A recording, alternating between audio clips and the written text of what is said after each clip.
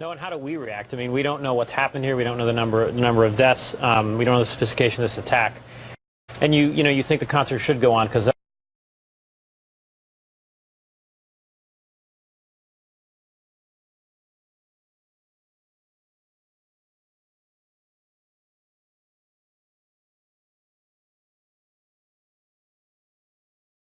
but the attacks have slowed down.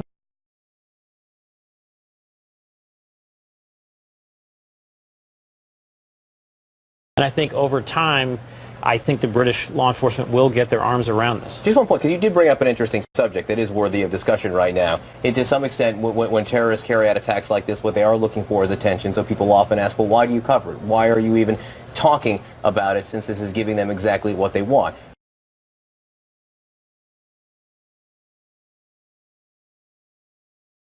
Public safety aspect of this for the people of London right now who want to know where they can go that will be safe, and for everyone around the world who knows people in London. You want to know if your loved ones are safe. Obviously, here in New York City, police are monitoring this as well because they want to know if this city is safe from incidents like this. You know, again, it's a tough decision, but there is also value in making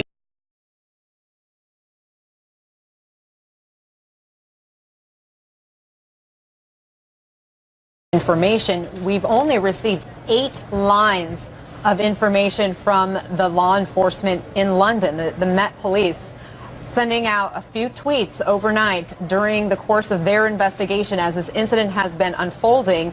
The first one coming not long after it happened. It says, and I read it in a tweet from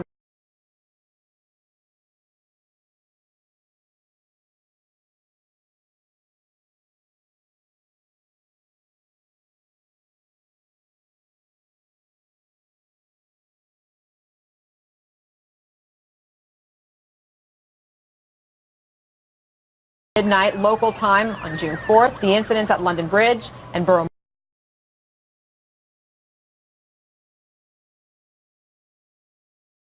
Mall is a stabbing not believed connected to the other 2 incidents, and then says we will release facts when we can. Our info must be accurate. We urge the public to remain calm but be alert and vigilant to anyone near an incident. Our advice is run, hide, tell. That's all they have put out in nearly 5 hours. Kimberly Dozier, is that typical of the British law enforcement and the intelligence to keep very close to the vest the information as they're investigating, or is this being treated differently and a sign of something else? This is absolutely typical. They want to preserve the element of surprise. Look, right now they've got a situation that is, we don't know if it's still evolving. They may still be looking for suspects in that area that they've cordoned off, a large part of London. That could mean house-to-house searches. We can't get in there, so we don't know exactly what's going on. But if they have suspects in hand and one person whose forensics they can run, they can try to identify them, they want to try to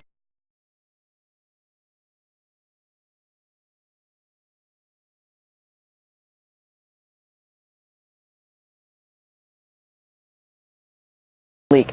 That's why British officials were so upset right after the Manchester bombing when the name of the suspect leaked, because they hadn't finished rounding up anyone they thought might be associated to the man. So right now they've got this tension between, you know, yes, they want to share with their partners, the U.S. especially, but they also want to hold some things back because capturing the people who might be staging future attacks is their priority right now.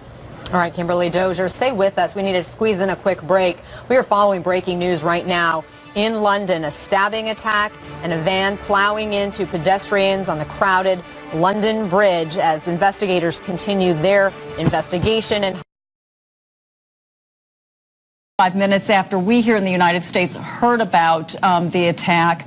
As we've been talking throughout the evening, the president often, that's his first place to go to communicate with the public is through Twitter. He sometimes is impulsive, offers up speculation, maybe without a lot of thought first. And yes, he did talk about people staying vigilant, people being smart, and he also talked about the travel ban, of course, which we've talked about throughout the evening. That's the ban that he asked for through an executive order. It's been shot down by the courts here in the U.S., and just earlier this last week, within the last couple of days, he's asked the Supreme Court, the U.S. Supreme Court, to review that ban and put it back into effect. And as this incident gets traction with people in America, I mean, what's the reaction to Mr. Trump trying to do this, trying to, his critics might say, score a point? Well, we're getting various reactions on both sides from it. Obviously, there are people that are condemning it. The ACLU, the American Civil Liberties Union, has condemned the tweet. We are also seeing people responding to the tweet saying that it's inappropriate, that he should have thought first, that he shot from the hips, so to speak. On the other hand, we're hearing from people who are supporting the president's words, saying that we need to be more vigilant here, that they support the ban, and they support the harder action, that the tougher stance that the president is taking against terrorism, protecting the borders here, and supporting his call for this travel ban. Diane, for the moment, as ever, thanks very much. We've got that live shot there for you coming to us from the Borough Market area of central London. At least one person has been killed. Several have been injured. Large areas of London in a state of lockdown. Several hospitals in a state of lockdown, walking wounded inside small, you'll recognize them, kind of Dickensian hotels in that area. Welcome. If you're just joining us, you're watching Al Jazeera with our open-ended coverage of what's going on in London. Now, here is what we know so far. There have been 2 incidents at London Bridge and the nearby entertainment area, Borough Market. Witnesses say a white van veered off the pavement and struck several pedestrians on the bridge. There was also a stabbing incident at the market. The police are calling them acts of terrorism. And the Prime Minister, Theresa May, has called an emergency meeting, a Cobra meeting, for later today. Photographs on social media showing 2 men lying on the ground after being shot by the police in Borough Market. One man appears to be wearing something that looks like canisters strapped to his body. At least 1 person is dead. 2 arrests have been made. The London Ambulance Service says a further 20 people have been taken to hospital. Well, the incident began when a white van came across London Bridge at high speed, about 50 miles an hour, maybe 70 kilometers an hour, making its way onto the pavement of the west side of the bridge, hitting a number of people. Police were then called to neighbouring Borough Market, which contains bars and restaurants.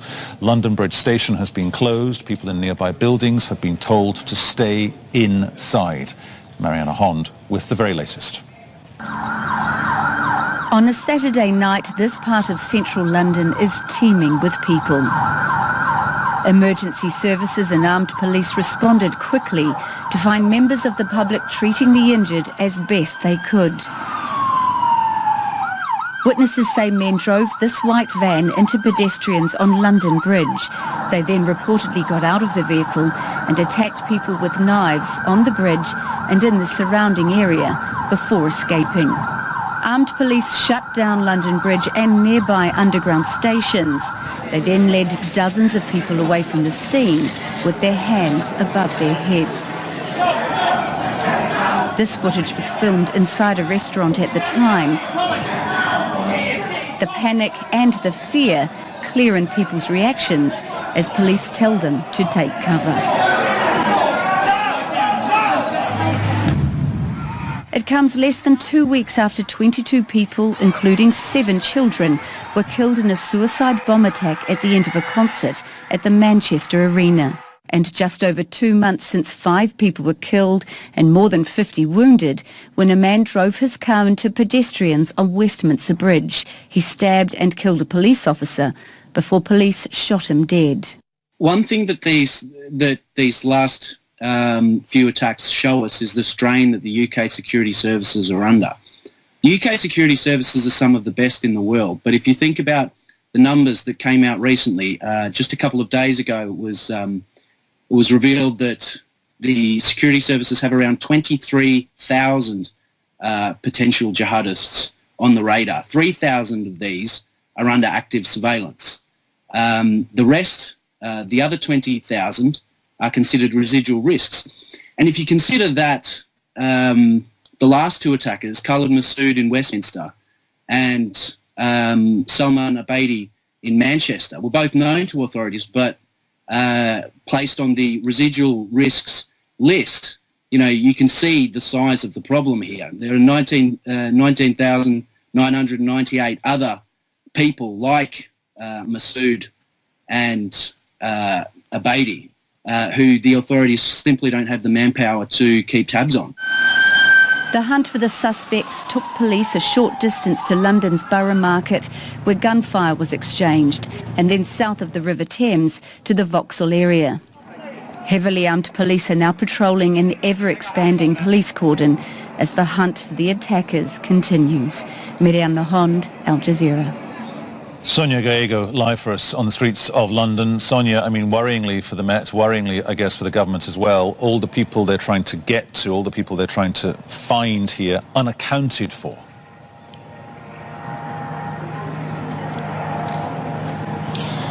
Indeed, and it just goes to show how something like this is actually really a question of manpower as well, and the amount of manpower that is required to keep tabs on these situations. And if you're talking about surveillance as well, just sort of figuring out actually how there has to be sort of a team monitoring 24/7, and that is really sort of quite an onerous task for any security force as well. Currently we have a situation here where this area here, which is quite a sizable chunk of this part of central London, under lockdown as well. Now in that under lockdown as well, you have two major hospitals, and a children's hospital as well under that lockdown as well. You have a main bridge that connects the north and south part of the city also shut down. You've got also London Bridge Station itself, a major transport hub connecting not only the overground but also the underground rail system as well. So all of this sort of under lockdown, so police can undertake all their investigations properly. We have, since we've been here,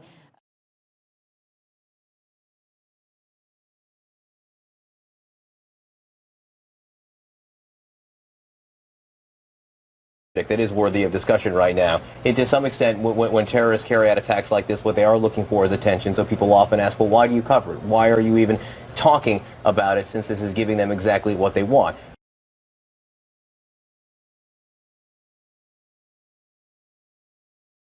Public safety aspect of this for the people of London right now who want to know where they can go that will be safe, and for everyone.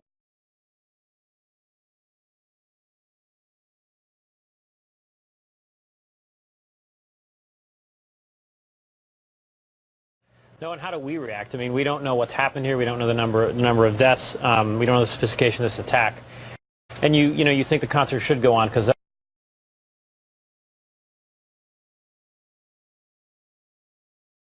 received 8 lines of information from the law enforcement in London, the Met Police, sending out a few tweets overnight during the course of their investigation as this incident has been unfolding. The first one coming not long after it happened. It says, and I read it in a tweet from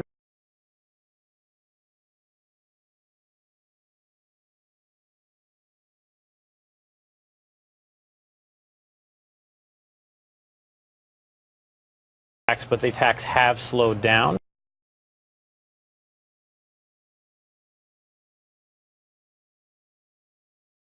And I think over time, I think the British law enforcement will get their arms around this. Just one point, because you did bring up an interesting subject around the world who knows people in London. You want to know if your loved ones are safe. Obviously, here in New York City, police are monitoring this as well because they want to know if this city is safe from incidents like this. Again, it's a tough decision, but there is also value in making